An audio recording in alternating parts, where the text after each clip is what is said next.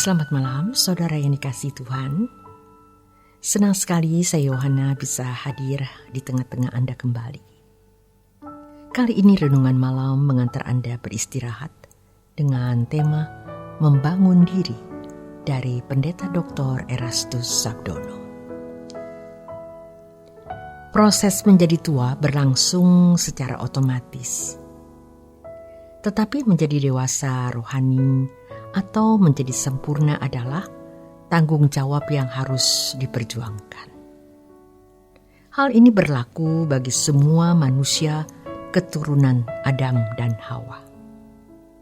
Kalau Adam dan Hawa sukses menjadi dewasa, sempurna, segambar, serupa dengan Allah, maka keturunannya tidak akan mengalami proses penuaan dan kematian. Tetapi ternyata Adam dan Hawa gagal.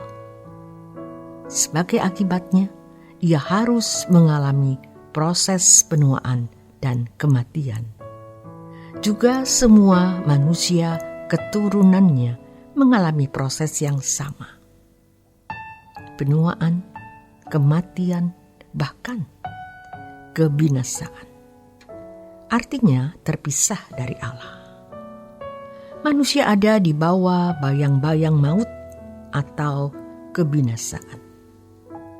Manusia hidup di luar persekutuan dengan Allah. Manusia hidup dikuasai kodrat Allah. Dan semua keturunannya telah menjadi manusia yang tidak sesuai dengan maksud manusia itu diciptakan. Semua manusia terjual di bawah kuasa dosa. Di dalam tanggung jawab, Allah memberikan manusia kemampuan untuk membangun dirinya. Yang dimaksud dengan diri bukan hanya fisik, melainkan moral, karakter, kualitas batinianya. Hal ini dimaksudkan agar manusia dapat menjadi makhluk yang dapat bersekutu dengan Allah. Di balik pernyataan Allah di dalam Kejadian 2 ayat 16 sampai 17, ada sesuatu yang harus ditangkap secara implisit.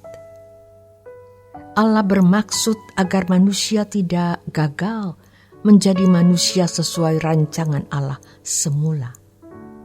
Jadi, terwujudnya realisasi rancangan Allah di dalam kehidupan manusia juga ditentukan oleh peran manusia itu sendiri.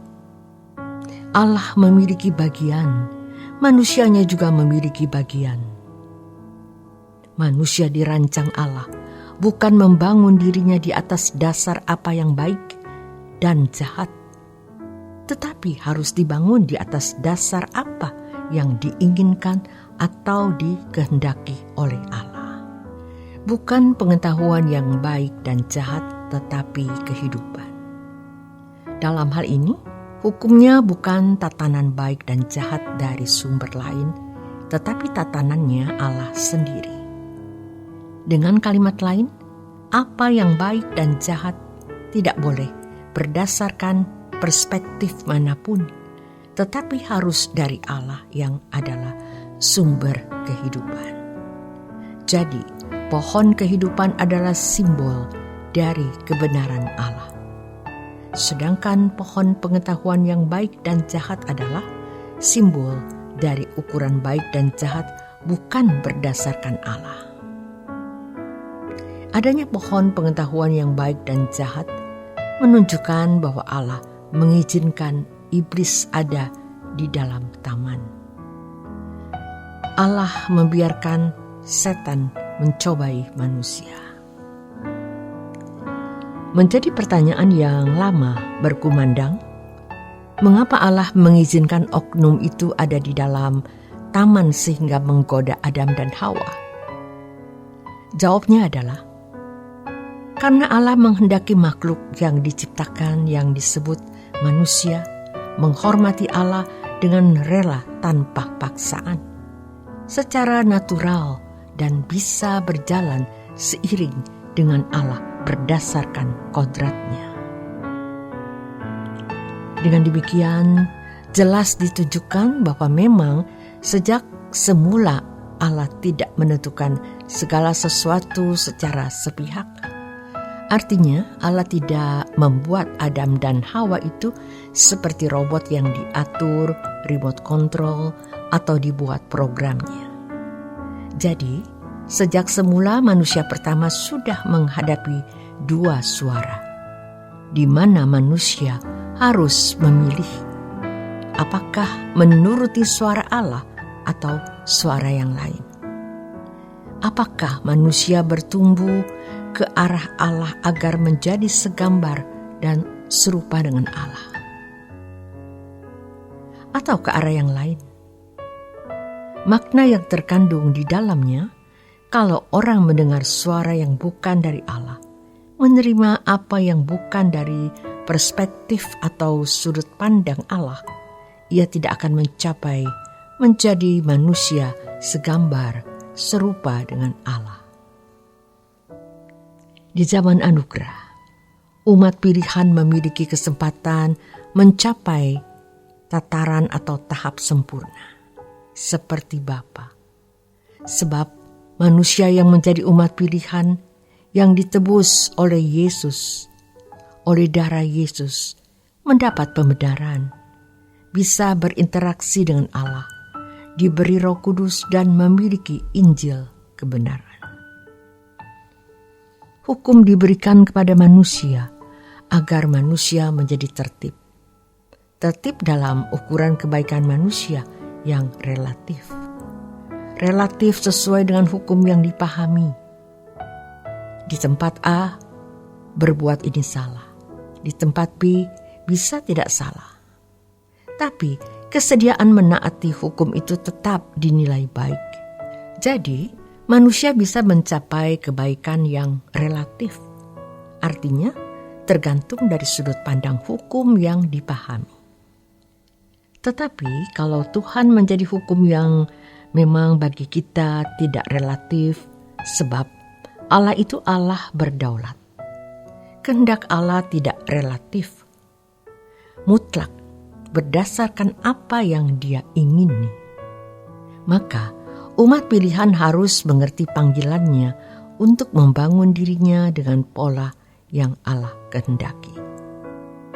Jadi, manusia Kristen berarti menjadi murid, menjadi anak yang mau mendidik, dan pada dasarnya tujuan membangun diri adalah membuat diri kita ini mampu membuat, menciptakan, memproduksi, membuahkan keinginan atau kehendak yang selalu sesuai dengan kehendak Allah. Allah memiliki pikiran dan perasaan, pasti juga membuahkan kehendak. Demikian juga kita. Allah melalui Roh Kudus menuntun umat pilihan untuk mampu mencapai target ini. Namun, syarat untuk bisa dididik adalah kalau seseorang berani melepaskan segala sesuatu. Lukas 14 ayat yang ke-33. Melepaskan segala sesuatu artinya menganggap segala sesuatu tidak penting atau hanya digunakan sebagai sarana untuk membangun diri supaya sesuai dengan gambar dan rupa Allah atau sesuai dengan rancangan Allah semula. Dalam tahapan inilah kita sering meleset dalam bergumul. Kita memang bukan orang jahat, tetapi kita meleset. Karena kita tidak berambisi dengan sepenuhnya untuk sempurna seperti Bapa atau serupa dengan Yesus. Sekarang kita mau berubah, walau tentu berat. Tapi puji Tuhan, lewat didikan, hajaran, dan pukulan, mau tidak mau kita diarahkan ke situ. Jadi kalau kita studi, kita kerja, kita menikah, apapun, itu demi membangun diri semakin serupa dengannya. Lewat didikan, hajaran dan pukulan, kita diarahkan untuk membangun diri sesuai rancangan Allah semula. Malam semakin larut, Anda harus segera beristirahat. Selamat malam, Tuhan Yesus memberkati.